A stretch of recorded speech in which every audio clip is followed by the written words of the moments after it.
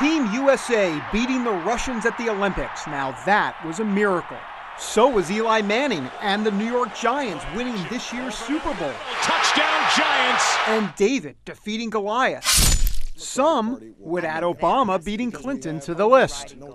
Virtually unknown 4 years ago, Obama is making history as the first African American to lead a major party into the general election.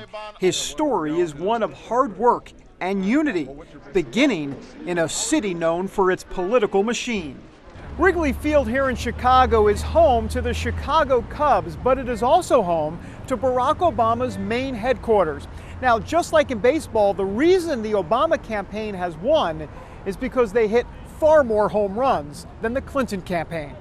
One of the heavy hitters behind the scenes is this man, David Axelrod, Obama's chief strategist. He's involved in all facets of the campaign, including the constant message, change we can believe in. I think it's some comfort to people who want to know that you believe what you're saying, that you are who you claim to be. Hillary Clinton, on the other hand, had all sorts of different campaign slogans. She also positioned herself as the experienced candidate, leaving her vulnerable in an election overshadowed by change. At a time when Washington has failed so spectacularly, running as the consummate Washington insider isn't necessarily a good strategy, and I think that's something that worked against her. Okay. Hey Tommy, how are you? David, welcome to the office. Thank you so much. We got a sneak peek inside Obama Central in Chicago. A few hundred employees are here, with more being added every day. Obama for America, I'm a director call. The change signs are everywhere, and so is this one, countdown to November 4th. Over there is the Wall of Barack. Across the way is the Column of Michelle. Look at this, even a mural made out of Chicago newspapers.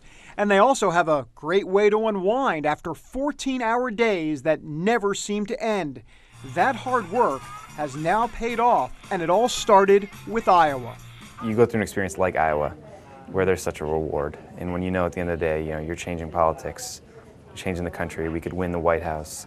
The victory gave a signal to skeptical African Americans that a black man could actually win the nomination, and a few weeks later helped Obama win South Carolina. Iowa was also a caucus state, which the campaign strategically targeted, racking up delegates in states where the Clinton campaign didn't organize as well. When the history is written of this campaign, or the current history, which is what we're discussing now, a big mistake in the Clinton campaign will be that she did not compete wholeheartedly and early in these caucus states.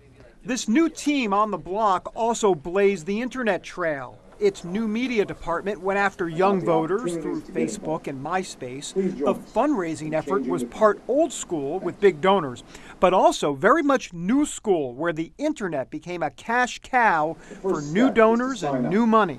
That's what made the difference. That's what set up this campaign almost as there two people on top and everyone else. What also set the Obama campaign apart is the cohesion factor. It's a very tightly knit group.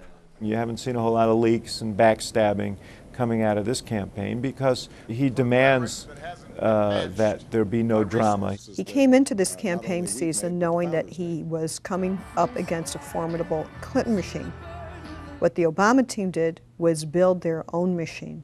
Besides Axelrod, Obama has been served well. Key players on the team include Deputy Campaign Manager Steve Hildebrand, Communications Director Robert Gibbs, close confidant Valerie Jarrett, and the underrated but very effective campaign manager David Plouffe.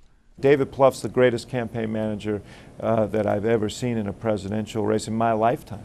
Still, make no mistake that Obama is in charge of his campaign, and maybe there's no better example than the Jeremiah Wright controversy.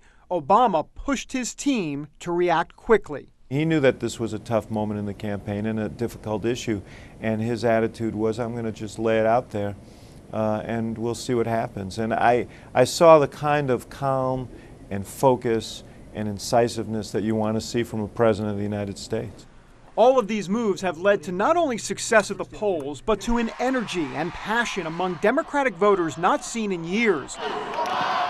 When you get close to 80,000 people to show up at a rally in Oregon, for example, you know you're doing something right. There are moments in the campaign when you are stunned by what's happened even though you're part of the campaign. It's a campaign that is one for the history books. David Brody, CBN News, Chicago.